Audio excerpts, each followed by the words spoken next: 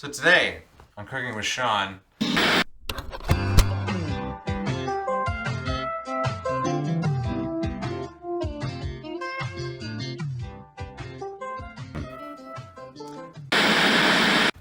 we're gonna make a carrot cake, pecan pie, cakein. It's like a turducken, but with a cake and a pie and some ricotta cheese frosting, because I don't like regular frosting, and it's my show. We've done this once before, about 7 years ago. I didn't eat it though, so I don't know. The person who did eat it told me that it was really good. It's complicated, it's gonna take a while, it's gonna get really hot in here. You'll need the following: a whisk, a rubber spatula, measuring spoons, measuring cups, a cheese grater, bowls, eggs, sugar, all-purpose flour, brown sugar, vegetable oil, Caro syrup, powdered sugar, pecans, carrots, an orange for zesting, a knife, a pocket knife, a peeler, butter, unsalted Irish butter, ricotta cheese, excuse me, baking soda, pure vanilla extract, heavy whipping cream, and a blowtorch.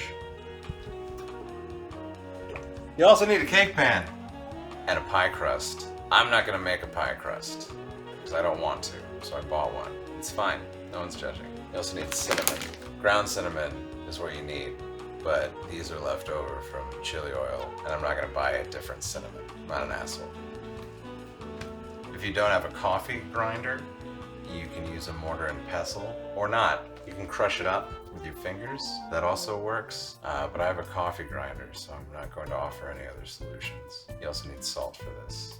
You can use sea salt if you're fancy, but if you have only regular salt, just use regular salt. Like most things, there's many ways to do it. This is the way that we're going to do it. When you're baking a thing inside a thing, you have to make the thing that goes inside the other thing first. That makes sense. You like it. Don't drop your eggs into the sink. It's okay if you do though. On your butter, there is a graph of measurements. None of these are the ones we need though. 3/4 of a stick of butter. That feels right. So we're gonna melt that. Just gonna drop that sucker into our trusty stainless steel pan. Sometimes when you turn on the oven and you leave a pan on top of it, it'll just be hot and you won't even have to turn the stove on, but we're gonna turn it on.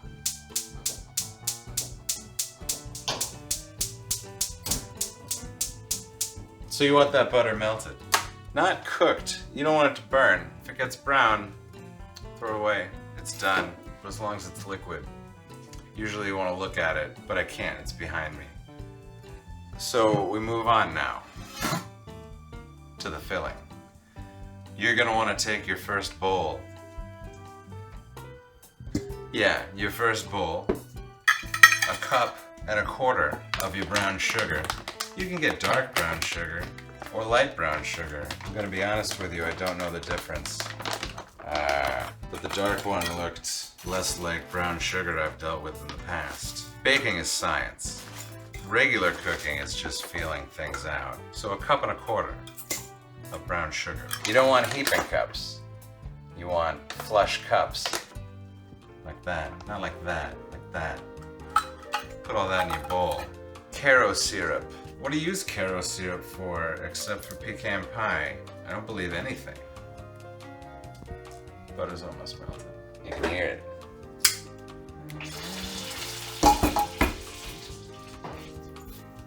You don't have to make your pan very hot to melt the butter. It's metal. It's just gonna melt. So once it's hot, you can swirl it around. Then it just looks like a nice pool of butter. Get all your other shit in the bowl first, before you pour the butter in, because the butter's gonna change everything.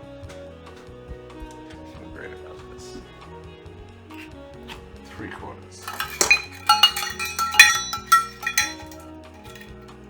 So if you don't have a 3/4 cup, but you do have a quarter cup, you do the quarter cup 3 times.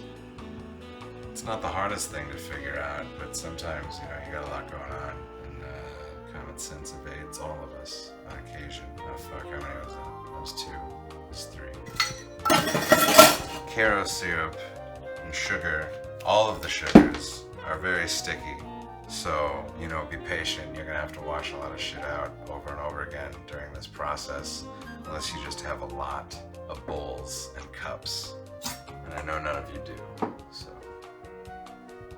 Vanilla extract. Vanilla extract is flammable, which is gonna make what we do later really interesting. And I'm not sure how it's gonna go, but I'm excited about it. It's gonna be fun. Teaspoons.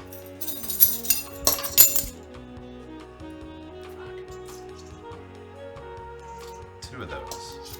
In a lot of cooking, I like to eye stuff out because I know, because I've been doing it for a while. And there's just some things you can tell right away of what is enough, what is not enough.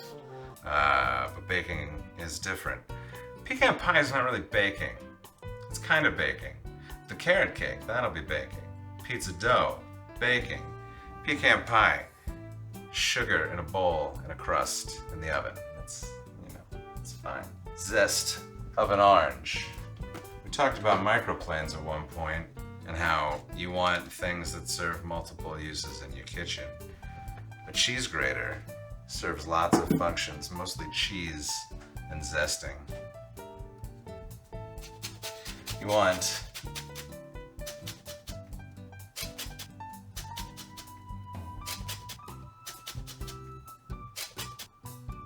a half a teaspoon of zest. It's gonna be a lot of your orange. You know, microplane might have been better.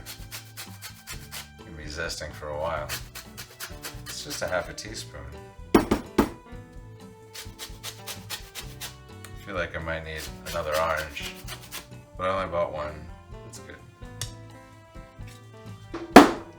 So once you've got your orange zest on your cutting board, you scoop it up with your knife, and you imagine, yeah, no, that's a half a tablespoon, half a teaspoon.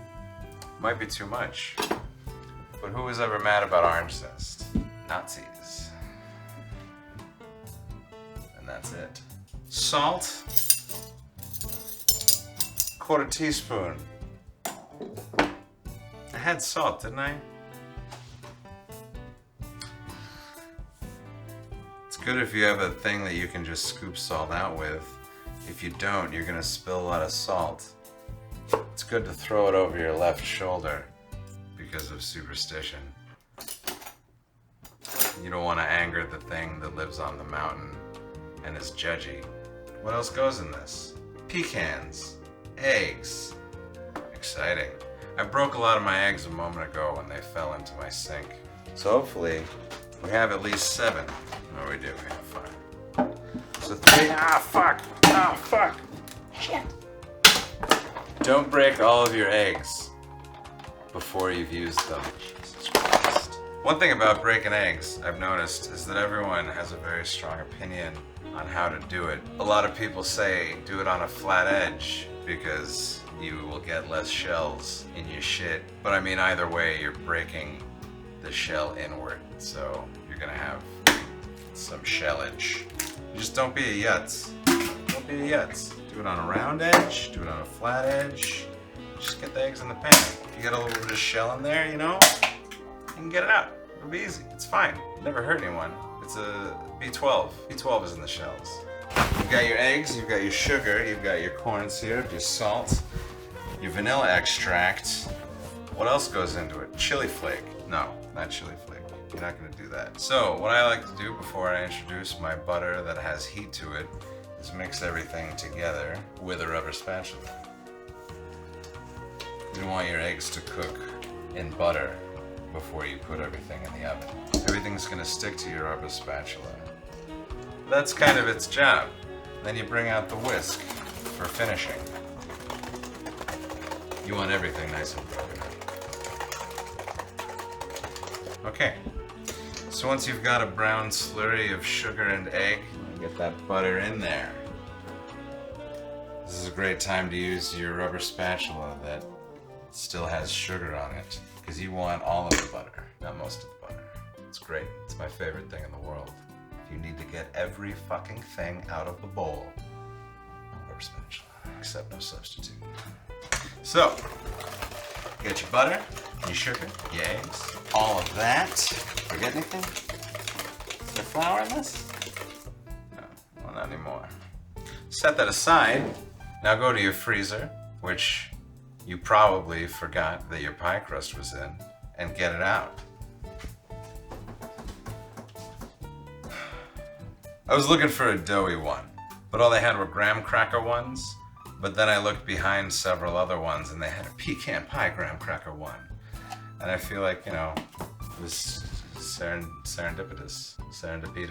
So, take your filling, pour it in a wavy motion, back and forth, into your pie crust. If you're at the point where it's going to overflow, you probably measured things incorrectly. Don't worry about it. Just throw it away. Or save it. It's up to you. Now, once the things are in the bowl, you take your pecans and you sprinkle them over top. This pie is going to be inside a cake, so this part doesn't have to look pretty. What you want is the crunch, and you're baking it twice. So that means you don't have to toast them, because they're going to be toasted by proxy. Remember when we were zesting an orange and it took a while? That was embarrassing. You got your pie crust filled. Try not to spill it outside your pie crust, because it'll ruin everything.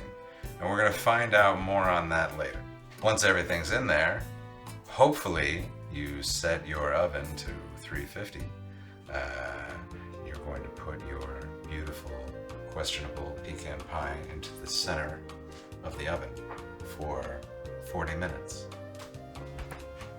I got a rag. You need a rag. Fuck! Everything's fine.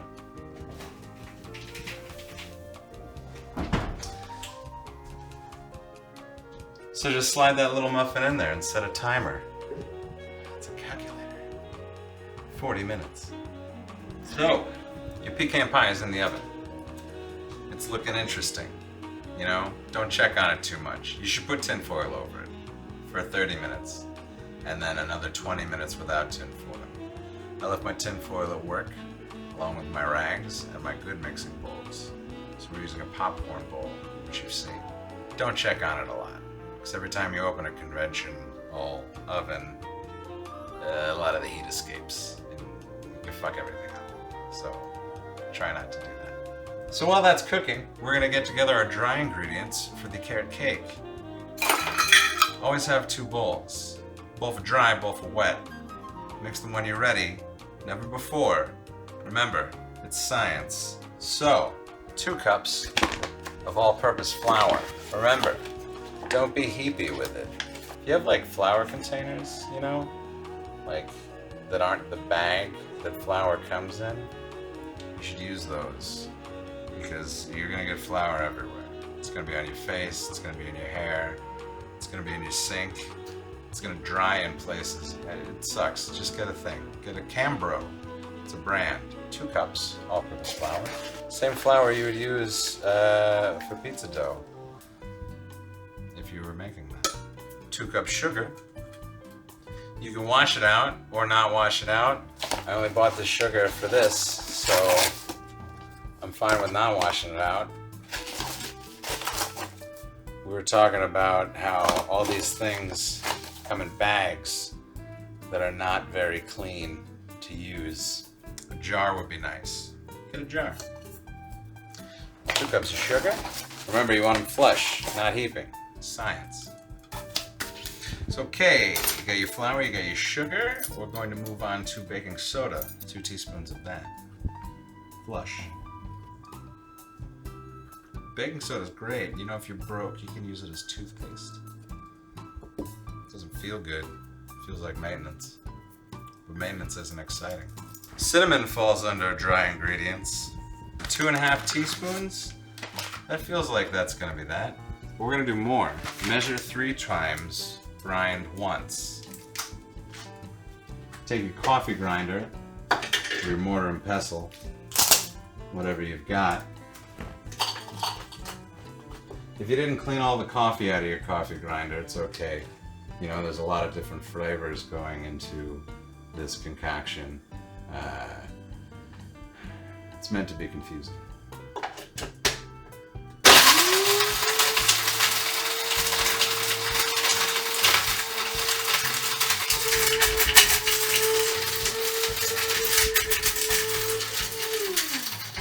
Give it a little shake.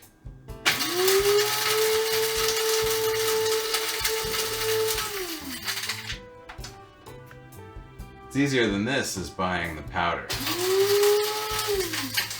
But it's nice to freshly grind your things.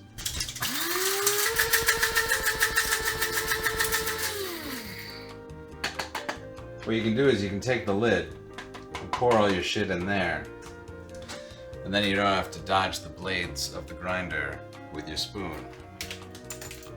2.5 teaspoons. It does smell really good. Freshly ground shit smells great. Another one,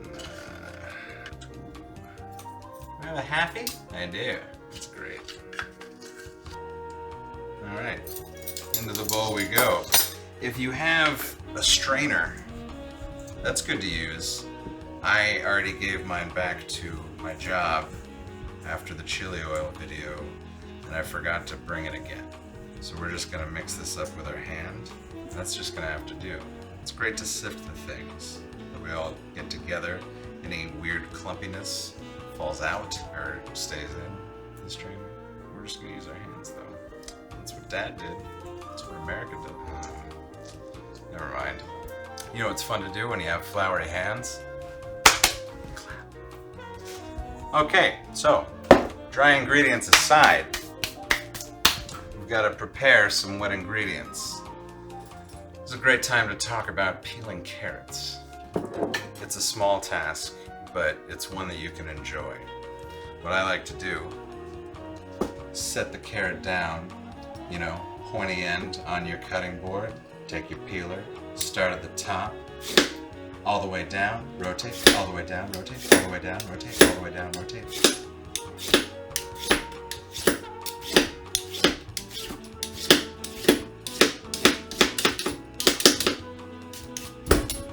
Then you flip it. And you get the little guys by the head. A lot of professionals like to just use their knife to peel things, but I don't know. I really enjoy that. I will, however, use my knife for the top. Anyway, for this recipe you need big amount of grated carrots, alright? Because baking is science, so you do that a couple times. So I'm going to do another carrot. Got a lot of carrot things to throw away. If you wanted to make some soup after you made some carrot cake pecan pie, you can use that. It's up to you. Cheese grater. Take your peeled carrots, your cheese grater. I don't have to explain this. We could probably skip it. If you had a food processor, you could use that. Earlier in the first video, I was like, this is your food processor. Most kitchens have a food processor. It just takes too long to cut stuff. But then if they also give you shit about using a peeler, you can be like, but you have a food processor. Oui, chef. It's carrot cake. You know, you want a substantial amount of carrots. Thinking to myself earlier, what if I caramelize the carrots? That might be good. Then I decided against it. You ever use a mandolin? That shit's dangerous. Not the instrument. The slicey. Imagine if we were doing this to like 5 carrots. Holy shit. Be here all day. This is already gonna take up a couple hours of your life. That's why in baking you gotta really mean it.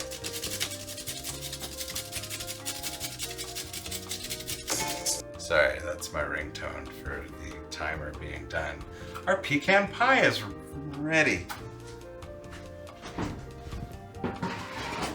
Ooh. Alright.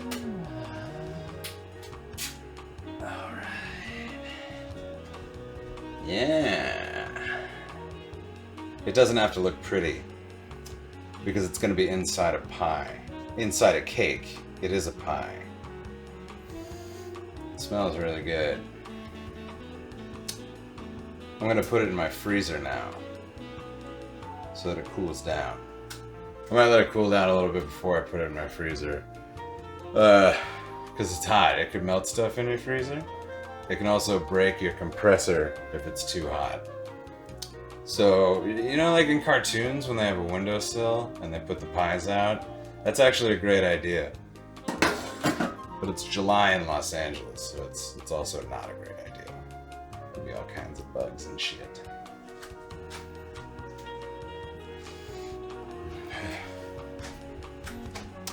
Well, hope that doesn't go awry.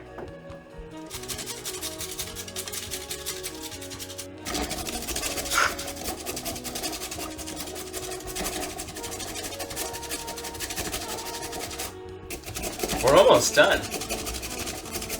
with the carrot. You can buy shredded carrots. I think you should do that. You should buy shredded carrots. Okay, we're done with that now. We're not going to do any more. Okay, your carrots in your wet ingredients bowl. You've got to melt the rest of your butter.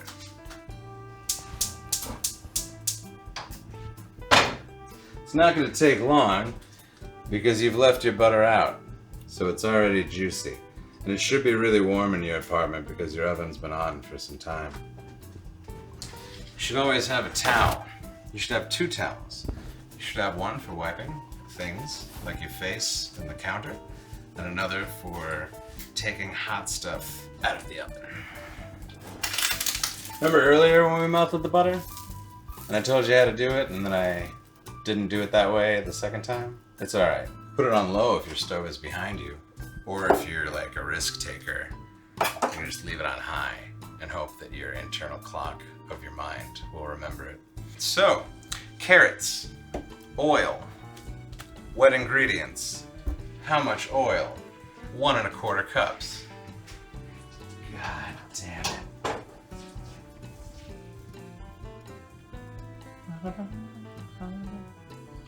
That's gonna melt on its own. That little piece of butter. See, before I even set it down, it had melted. A lot of recipes will tell you to use canola oil. Vegetable oil is essentially the same thing. Oil without a taste, just a function. Okay, so 1 1/4 cups. 1 1/4. Fuck, don't do that. Put the oil away. You know, a great way to clean up a lot of oil that you've spilled is using salt. But the way to clean up a lot of salt that you've spilled is not using oil. I'm gonna do that right now. It'll also help keep evil spirits away. So, 4 large eggs, 1 1/4 oil, an indiscernible amount of carrots. Remember what we talked about with cracking eggs? Do what feels right. You will have to remove shells, but also don't let it ruin your day. Got your wet ingredients together. Butter, oil, egg. Oh, butter. Yeah, let's throw some butter in there. Not too hot because you don't want to cook your eggs. I'm gonna whisk it up first, just so they're nice and mixed. If they do cook a little bit, it's not the end of the world.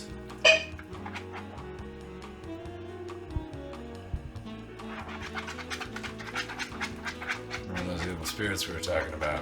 They live in the detail. Not just the devil in there, though. Butter. Where's our rubber statue? Here it is. Whisk it up real nice. If the heat's evenly distributed, you're less likely to have big, oily carrot scrambled eggs. Or you're gonna just wait for it to cool. But we're making a video, so everything's different. Also, if there's some lettuce in your bowl, you want to take that out of there.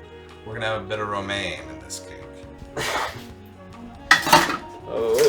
Okay. Let's talk about folding versus whisking. So you got your dry ingredients, you got your wet ingredients. You need your rubber spatula. You're gonna be compelled to whisk. Don't whisk. Use your rubber spatula. And as you're pouring your wet ingredients into your dry ingredients, you fold. That makes it fluffy.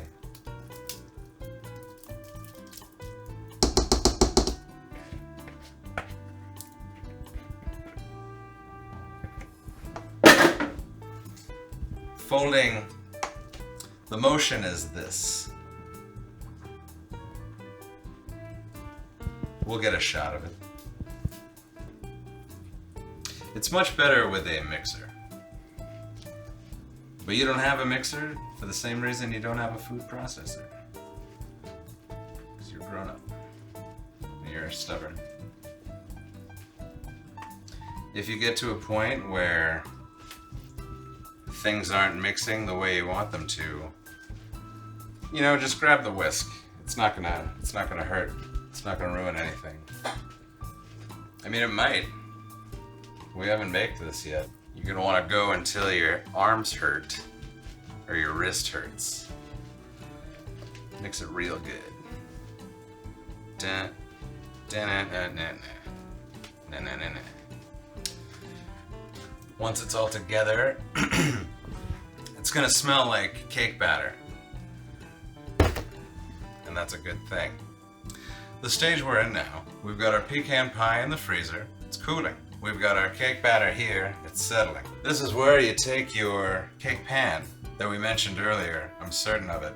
I like to get the one with the buckle. Because buckles are cool.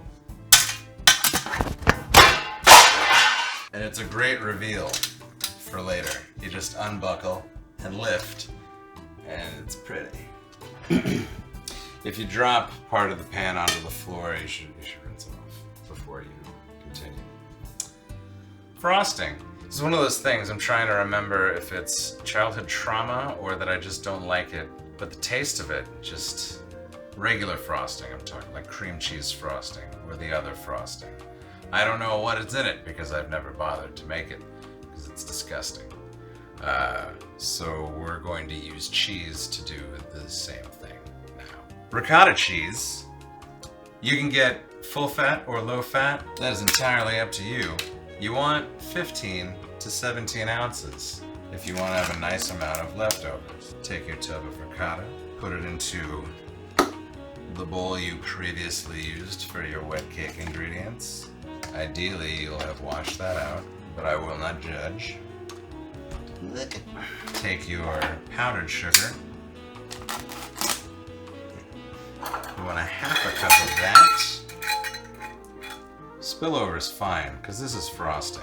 You don't have to let it react to heat or anything. I mean, later it will react to heat. You don't need it to rise or anything. You just want it to taste good. Again, with the packaging. You got your powdered sugar on top of your ricotta cheese. You're gonna take your heavy whipping cream. 1.5 cups of that.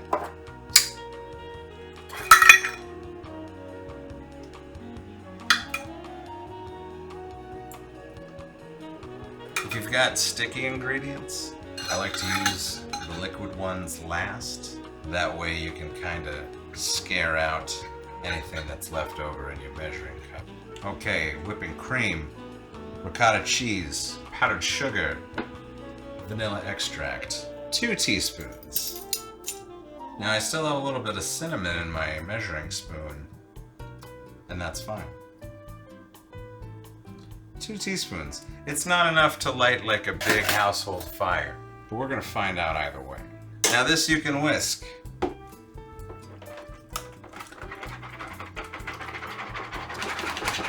Until it's real thick. You ever watch The Bionic Woman? Me neither. But whenever my mom was whisking something when I was a kid, she would be like, "I'm the Bionic Woman! I'm the Bionic Woman! Look at that fast!" Should we do it just like that too? Sue Regan, everybody. If you got little crusties stuck on the side of your bowl, great time to use your rubber spatula. Mine is sequestered in the cake mix right now, and I don't feel like washing it again, so I'm not going to use it.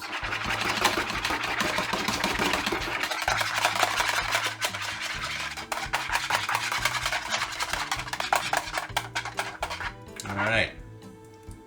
It's very watery. We may have done it wrong.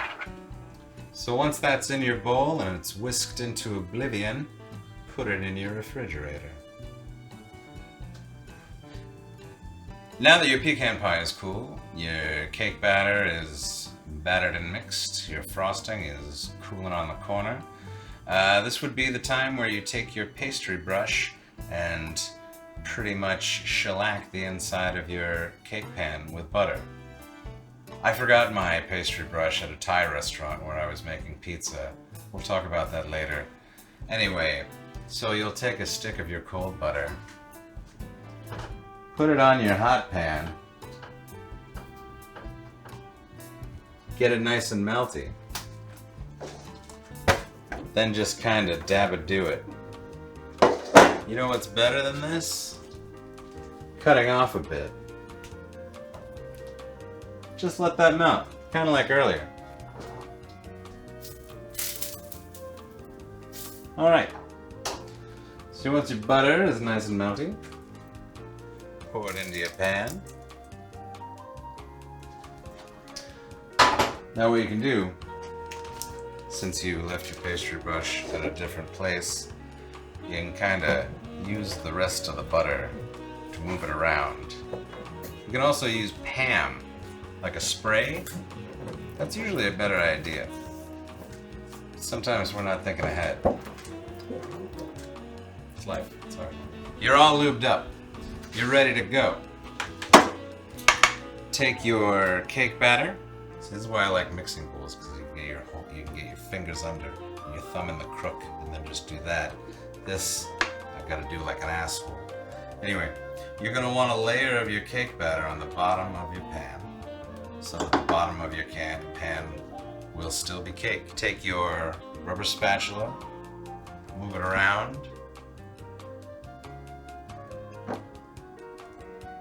Really get it in there. You just want a layer. You want a ground floor of cake. You're going to take your pecan pie. Hopefully you've let it cool enough where it won't fuck anything up. If you did it right, you should be able to just slide it right off into there. I didn't really do it right, so we're gonna improvise a little bit and just plop it in there upside down, because fuck it. Once your pecan pie is in your cake pan, you're going to cover the rest of it with your cake batter. You want it to be fully submerged, so hopefully you made enough cake batter. Ideally it'll be flush. Remember what we talked about, the rubber spatula? Getting everything out of the bowl? You want that, because at this point you're insecure that you didn't make enough cake batter. But you gotta remember, it's a cake, it's gonna rise. There's baking soda in there, there's flour, there's a lot of sugar. No weed this time. Not everything needs to be weed. It's fine. Give your hands a little rinsey. You know, it's something to not be ashamed of. Looking up how long to put it in the oven because you forgot. We must not be beleaguered by any kind of hubris in these endeavors, for they are personal and for us. Your cake pan is full of pecan pie and carrot cake batter. You're going to put it into the oven at 350 degrees for 55 minutes.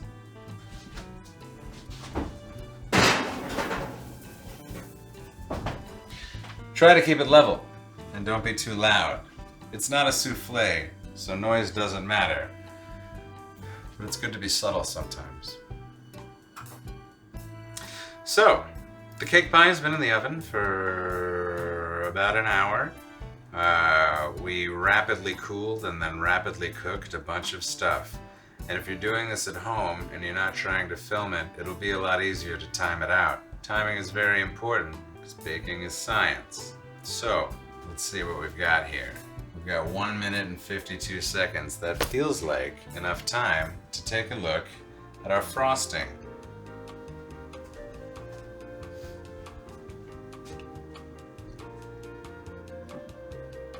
It's really loose. It shouldn't be as loose as it is.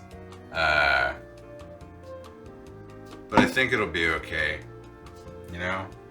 No one's paying for this. Alright, minute 19. Just gaze into each other's eyes for that long. I've been told I don't blink enough. I have naturally moist eyes. What do you want? Remember when we made pasta? That was nice. I forgot the cheese for that. It's really good with cheese. Parmesan. You can do pecorino too. Not every grocery store has pecorino. I live near Gelson's. That's our timer.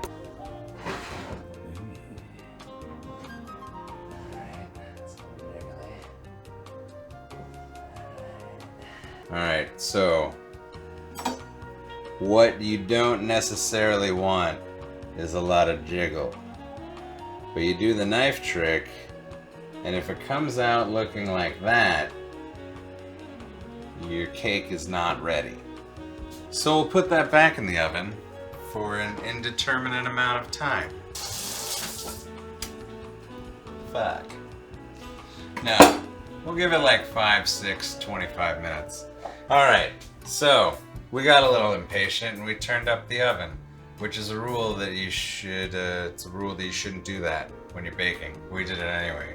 So let's take a look. It's gotten pretty smoky in here. That must mean we're close. Alright, do the knife test.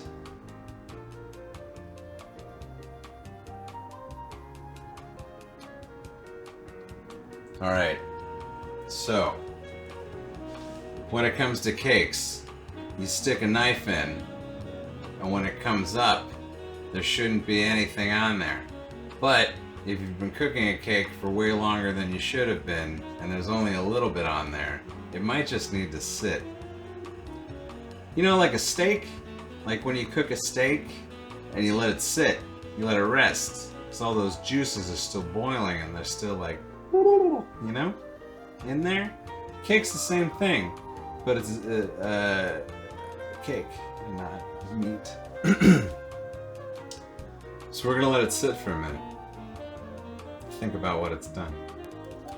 So, as you may already be able to tell, this hasn't been an unmitigated disaster. It's been maybe like half mitigated disaster. But we're gonna finish it anyways, because we're out of time. So, I'm gonna take a little ladle full of that frosting we made earlier, that we definitely did wrong. We're gonna kinda spiral it up on top. Now, I'm not trying to make a cool spiral. I just know how runny the frosting is, and I don't want it to, you know, clump up on the sides. Because when I unbuckle this son of a bitch, you know, things are gonna change for all of us. So, get your frosting. Give it a nice coat, like a carrot cake pie toaster strudel. Now for the fun part. The part we've all been waiting for. The part that I specifically have been waiting for.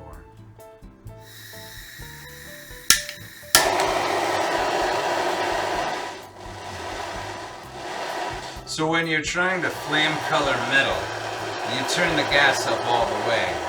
But this isn't that kind of video. So we just want a nice little jet of blue. We're just gonna brulee this. Never done this with this frosting before. I've also never made this frosting before, so I don't know how it's gonna react. I imagine it'll get hot. It'd be cool if it turned brown. And maybe created some kind of shell casing. I think it's just gonna become looser than what it was before. Hey, if You're not failing, you're not trying. Listen, I'm a podiatrist. But I will say something better than cold cheese is hot cheese.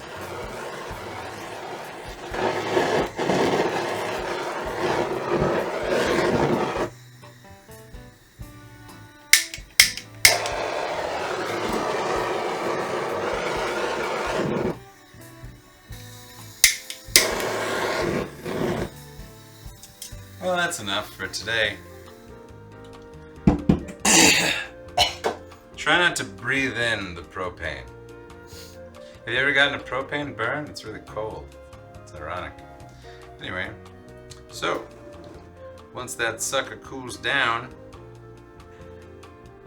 you'll be able to cut it. You want it to be room temperature before you swatch that buckle. You know what I mean? So give it a while. Maybe stick it in your fridge. If you have a walk-in refrigerator in your home, use that for sure. Most people don't, though.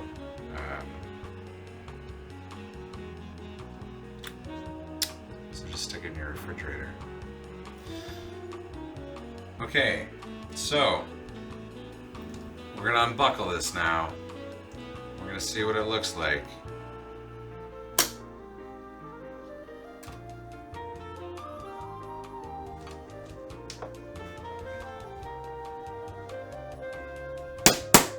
Don't worry about that.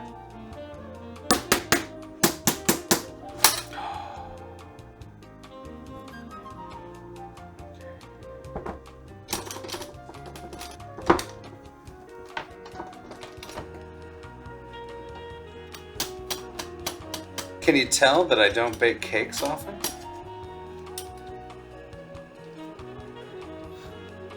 Oh, shh. Stay, child. Hey! Alright, next time on Cooking with Sean, we're going to talk about do's and don'ts when it comes to baking a cake. Most of them involve butter and patience, as well as making the icing that you don't like, because, you know, the wheel is a wheel. It's been invented. Hubris, I believe, has happened here. Hubris. It tastes really good, though. Perhaps we'll try a piece that has fallen off. Very moist. So, earlier when we took the buckle ring off of the cake pan, things didn't go so well. And I'm not gonna lie, I was a little upset. I was a little disconcerted. But upon further inspection, taking a slice out of the cake, we seem to have achieved our goal of a pie inside of a cake with ricotta cheese frosting. We've got moistness in the cake, gooey sugar nuttiness in the pie, in perfect harmony, in a nice little slice. I'm not going to show you the rest of it because I may have cut it a bit asymmetrically. For future reference, buy some kind of butter spray. Also, if you don't have time to make a pecan pie, maybe get a store-bought one. A stunt pie. It's pecan pie. You're not going to do anything extra special to it. It's going to be what it is. You can serve this with some whipped cream and ice cream. Any kind of cream. I recommend turning on your air conditioning after this process because it will be quite warm in your apartment. There you have it, folks. Carrot pecan pie cake in pie cake.